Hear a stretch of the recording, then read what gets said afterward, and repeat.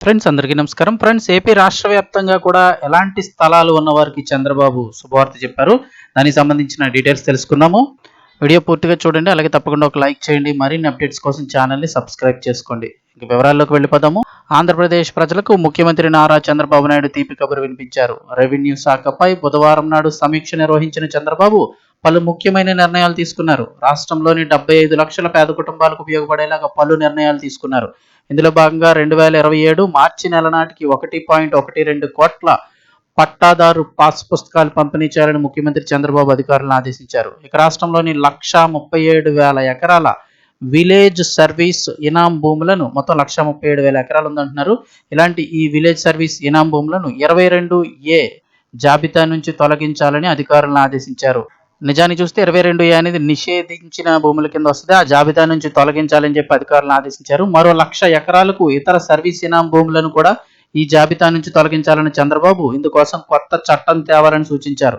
వీటితో పాటుగా 2016 ఏడాదికి ముందు హౌసింగ్ స్కీమ్లో పట్టాలు పొందిన ప్రతి ఇంటికి కూడా రిజిస్ట్రేషన్ చేయాలని స్పష్టం చేశారు. మరోవైపు ఏపీ ప్రభుత్వం భూముల రీసర్వే పూర్తయిన గ్రామాలలో కొత్త పట్టాదారు పాస్ పుస్తకాలు పంపిణీ చేస్తున్న సంగతి తెలిసిందే. గత ప్రభుత్వ హయాంలో ఇచ్చిన పాస్ పుస్తకాల స్థానంలో కొత్త పట్టాదారు పాస్ పుస్తకాలను అందిస్తున్నారు. ఎలాంటి ఫోటోలు లేకుండా రాష్ట్ర ప్రభుత్వం అధికారిక రాజముద్రతో రీసర్వే పూర్తయిన గ్రామాలలో వీటిని పంపిణీ చేస్తున్నారు. రాష్ట్ర వ్యాప్తంగా దశల వారీకి కార్యక్రమం చేపడుతున్నారు. తాజాగా రాష్ట్రంలోని 1.12 లక్షల వరకు కూడా పట్టాదారు పాస్ పుస్తకాలు అందించాలని సీఎం చంద్రబాబు నాయుడు ఆదేశించారు.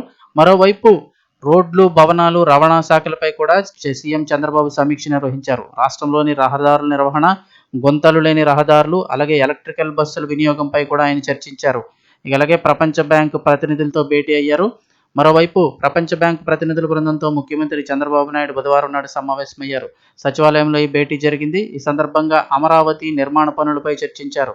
అమరావతి నిర్మాణ ప్రగతిని ప్రశంసించిన ప్రపంచ బ్యాంకు ప్రతినిధుల బృందం అమరావతిలో ఏర్పాటు చేస్తున్న మౌలిక సదుపాయాలు, ఐటీ, విద్యుత్ రంగం సంస్కరణ వల్ల భారీగా అంతర్జాతీయ పెట్టుబడులను ఆకర్షిస్తుందంటూ ఆశాభావం వ్యక్తం చేశారు.